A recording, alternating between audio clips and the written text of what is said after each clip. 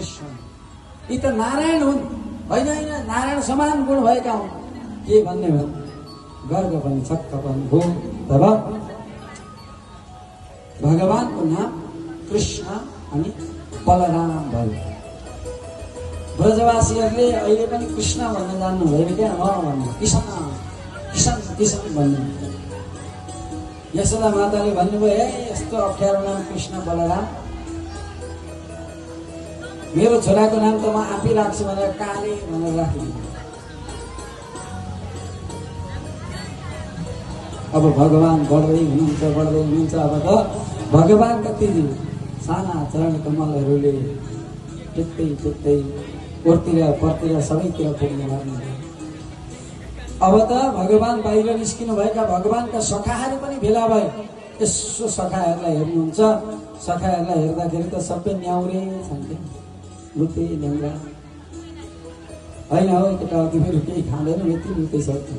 सखाले भन्छन्, अरे कृष्ण तिमी पो मुखियाको छोरो त, तिम्रो घरमा धेरै छ, हाम्रोमा त थोरै छ, थोरै भएको पनि पचाएर त्यो कंसलाई बुझाउनु पर्छ, कहाँ खान पाउँछ। तब भगवानले यहाँ एउटा सखा मण्डली गठन गर्नुभयो। सखा मण्डली गठन गरेर भन्नुभयो, आजदेखि उपरान्त आफू नअगाइकन लाने काम छैन, आफू पहिले अगाउने, खाने गराउने,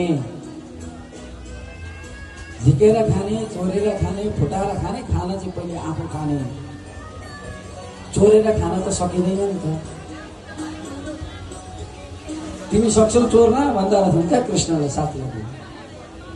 भगवान भन्नुहुन्छ, मैले पनि आजसम्म चोरेको छुइनँ, आज गएर म घरमा कोसिस गर्छु, कोसिस गरेपछि चोर्न सक्यो भने ठिक छ।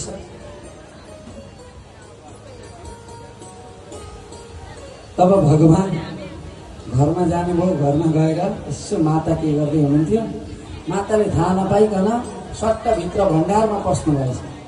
भण्डारमा पसेर त्यो मक्खन, घडामा भएको मक्खन निकालेर मक्खन खान लाग्नुभयो।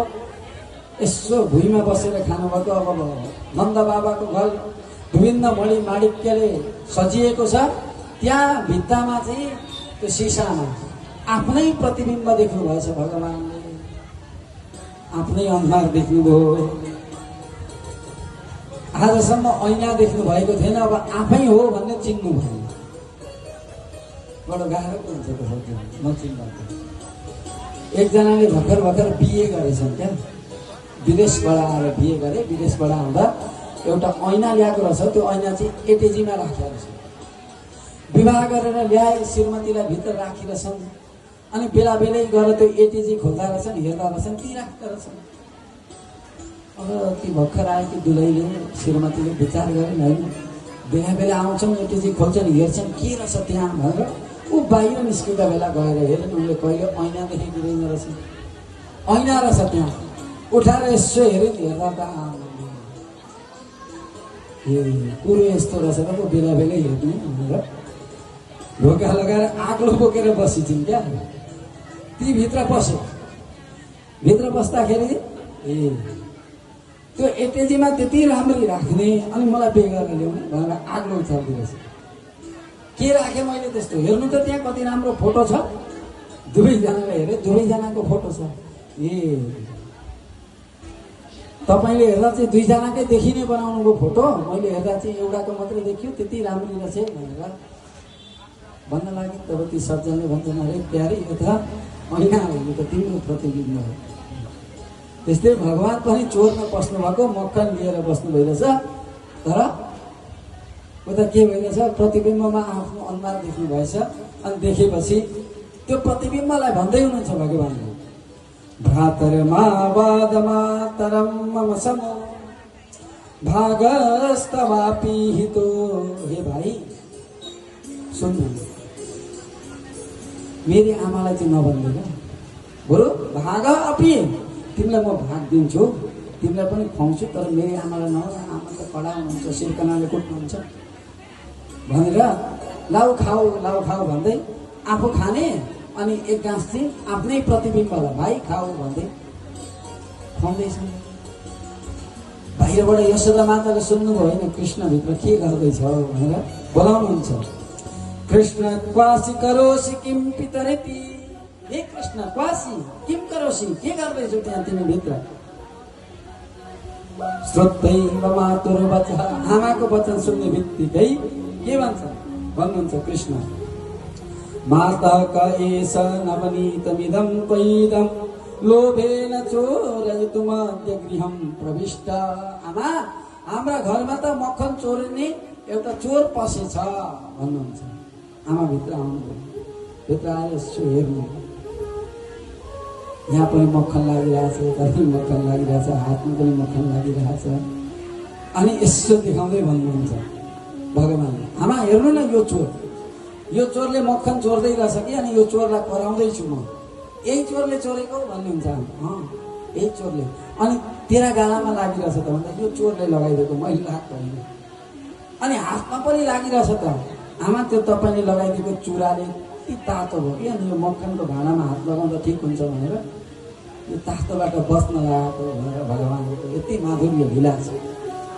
यो केटा हो भोलिपल्ट भन्नुहुन्छ चोर्न त गाह्रै रहेछ हो, घरैमा त पक्राइ खाइयो त्यो ऐनाले गर्दा, त्यही भएर अब हामी सबै मिलेर चोर्नु पर्दछ भनेर अब गोपिनीका घर घरमा गएर भगवान्ले चोरी गर्नुहुन्छ। देवताहरू छक्क परिरहेका छन्। त्यही भएर भागवत महान छ क्या, भगवान्को यस्तो दिव्य बाल्य। अब त गोपिनीहरूलाई दिक्क लगाउनु भयो भगवान्। तब गोपिनीहरू सबै भेला भएर आएर यशोदालाई पोल लगाउन लाग्यो। गोपिनीहरू आएर भन्छन् यशोदालाई, के भन्छन्? वत्सान् मुञ्चन् क्वचित् समय क्रोश सञ्जातः स स्तेयं सद्वत्य दधिपय कल्पितैस्तोय भोगै मरकान् भोक्ष्यन् विभजित सचिन् नाक्ति भाण्डं विनक्ति द्रव्यालाभे सगृहकुपितो यद्युपक्रोश्यतो का। यशोदा, तिम्रो छोरा हाम्रामा आएर दिक्क लगाउँछ, घरि बच्चान मुन्छन्, गाई नदुने बेला नभइकन बाछा खोल्नुहुन्छ, सकाएरका साथमा जान्छन् अनि माथि माथि राखेका दहीका मक्खनका ठेकी उठाएर खान्छन्। उनीहरूले खाए त हुने नि, उनीहरूले खाइसकेर के गर्छन्? मर्कान भोक्स्यान, बाँदरलाई खान्छन्। बाँदरलाई भगवान् भन्दै हुनुहुन्छ, हे बाँदरहरू हो, राम अवतारमा तिमीहरूले खुब मेरो सेवा गर्यो, तर तिमीहरूलाई विशेष मैले खुवाउन पाएको थिइनँ। कृष्ण अवतार लीला गर्न आएको छु म, आओ त। यसरी बोलाउनुहुन्छ कि बोलाइसक्दा बाँदर आउँछन्। कृष्णका पालादेखिका बाँदर अहिले पनि वृन्दावनमा जाँदा बाँदरले चस्मा टोपी चाहिँ लगिहाल्छन्। भगवान्ले ट्रेनिङ दिनुभएको छ।